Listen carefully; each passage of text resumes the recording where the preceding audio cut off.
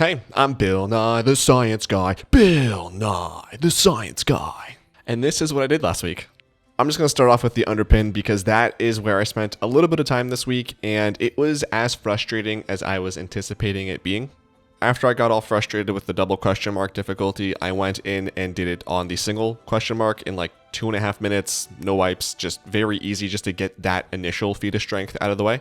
But on stream and then a little bit on the weekend, I spent some time in there trying to do anything to get the general idea of how to do this boss and try to make some progression on him. I think one of my first pulls, I got him to 49%, and then I never got him there again. And I honestly think this is one of the most frustrating and unfun things Blizzard has ever released, and I can't believe that we're 2 months into this patch and it still is the way it came out. I think it was designed by somebody who does not do anything for the dungeons or the raids, and I don't think the Delve team was communicating with the raid and dungeon team at all when they designed this fight, because if they had, the dungeon and raid team would have told them no.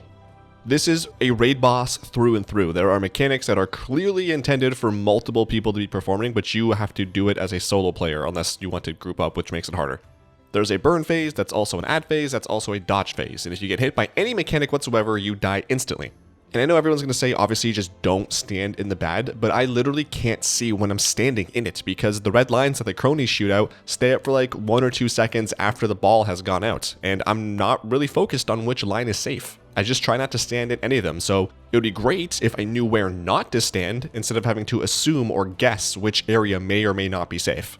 And then the orange swirlies feel like they are constantly coming out. Like I feel like the entire fight I'm having to dodge these swirlies. And it feels like I'm always doing mechanics simultaneously. Like there's the swirlies to dodge and the red lines, the boss's crush, which goes into his flamethrower, which that also is insane because I, as a warrior, I can't use my heroic leap for anything else other than getting out of flamethrower.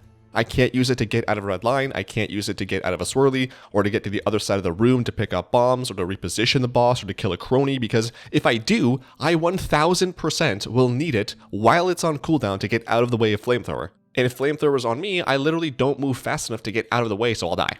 And then the bombs, like my god, I cannot believe this is still a thing.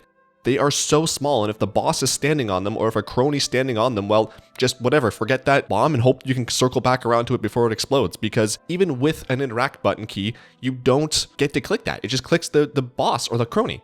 The quick and easy fix is to simply make the bombs bigger by like 100%, so that way you can click them even when the boss is standing on them, but no, why would they do that? This fight was just created in software, sent out to live servers, and then forgotten about, because if the people that created this fight bothered to play it even once, they would have said, oh yeah, that's not fun, or that's kind of annoying, or that's a little unfair. And then on top of that, Bran is just completely useless. Level 80, all rank 4 Curios, just a complete boat anchor of a teammate here. I can't have him tank because he dies in about 7 seconds and spends the entire fight dead. I can't have him as DPS because then the boss will auto-attack me to death.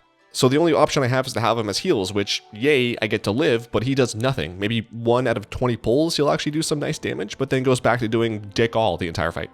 So this fight sucks, and if you haven't tried it, I highly encourage you to not ever do it. Literally anything in the game or outside of it is more fun than this.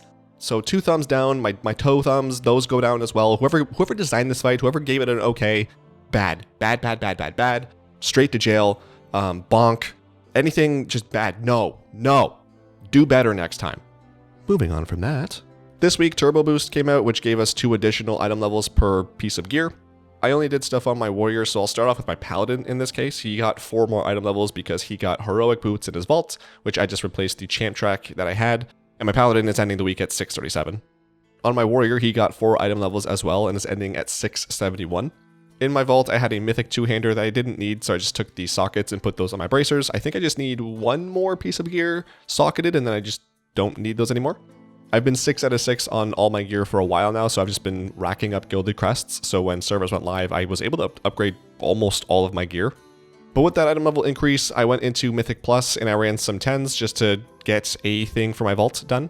Because everyone is so geared, I'm 2-chesting a lot of these dungeons, so I got 5 more Mythic Plus ratings. I'm ending the week at 2684. But today's video just seems like it's going to be a rant video because I have another thing to complain about.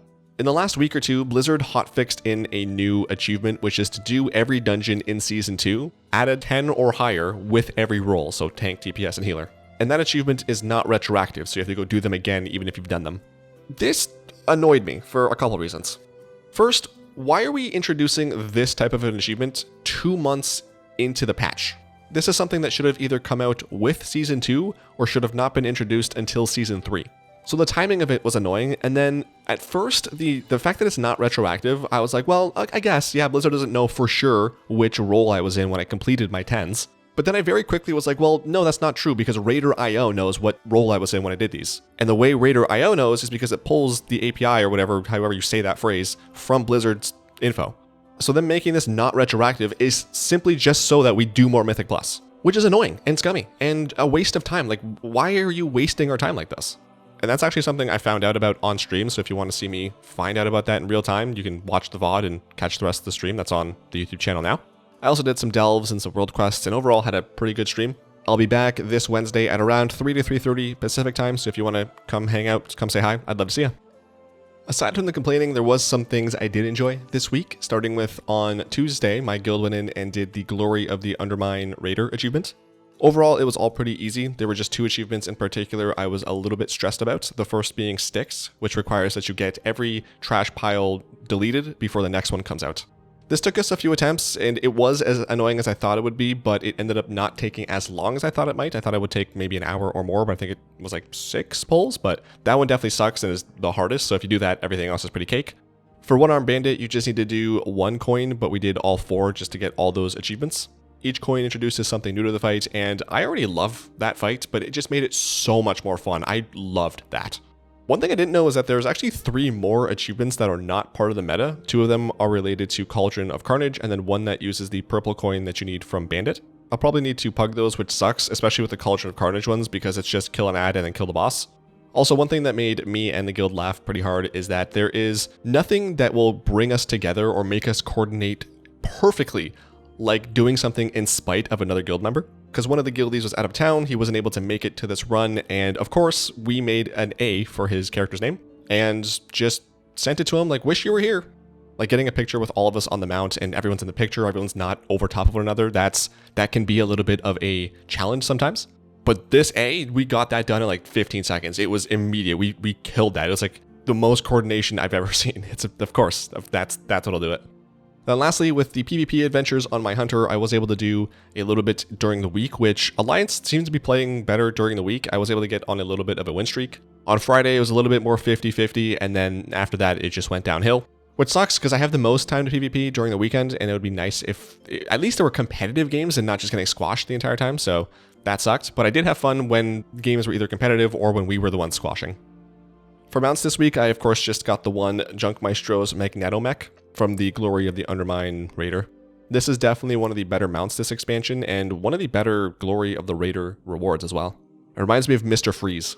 Then for achievements, I was able to get 240 more points, so I'm ending the week at 45,565. I jumped into the battle for Gilneas a little bit when the Horde was dominating us in Deep Hall Ravine, and was able to get the Busted Caps to make it Haps achievement, which is to cap 50 flags there. I got revered with all the Undermine reps, so that got me the Cartel's Bestie achievement, and I think another 2 or 3 months I'll be able to get the Exalted one, so that'll be a bit. I got the Hataclysm Feat of Strength, which is pretty easy to get. You just have to talk to Bran and Dornegal and make him change his hat 10 times after you've done the Underbin on any difficulty. Once again, I did the Glory of the Undermine Raider. I don't know why this one gives only 10 points though, when every other glory has given 25, so not sure if that's on purpose or an oversight or what, but hopefully the additional 15 points one day get added. And then I was out in Shadowlands finishing up the last pet battle stuff that I needed there, so I got the Family Exorcist, which is to complete all the pet battle stuff for the 9 tamers. And then I got the Abhorrent Adversaries of the Afterlife, which is to complete all the legendary pet battles in Shadowlands. And those were the last achievements that I really needed to focus on to kind of get to where I wanted to be with pet battles. I talked about it, I think like 2 or 3 months ago now, that I didn't like how many pet battle achievements I did not have. And on the main achievement window, that the pet battle bar was just so low. And now it's almost near the end. I think I have like 30 or 40 achievements left to have everything. But the tedious stuff for every expansion is done and over with. So now just moving forward with every patch or every new expansion, just get that new stuff and then just keep the pet battles bar looking nice and full. But that is it for me. That's everything that I did this past week and all the things that I wanted to talk about. Let me know how your week went, what you got up to in-game or out of it. If you've done the Underpin, let me know what your thoughts are on that. If you agree with my thoughts on the Underpin or my thoughts on the Mythic Plus achievement, give me a thumbs up on this video because it really helps me out. If you want to hear about 3 other times I was pretty upset in the game, you can check out the video I made talking about the 3 saddest moments that have happened to me in WoW. That video is on screen now, so click it if you want. Thanks for watching, have a fantastic week, I'll talk at you next week, I love you,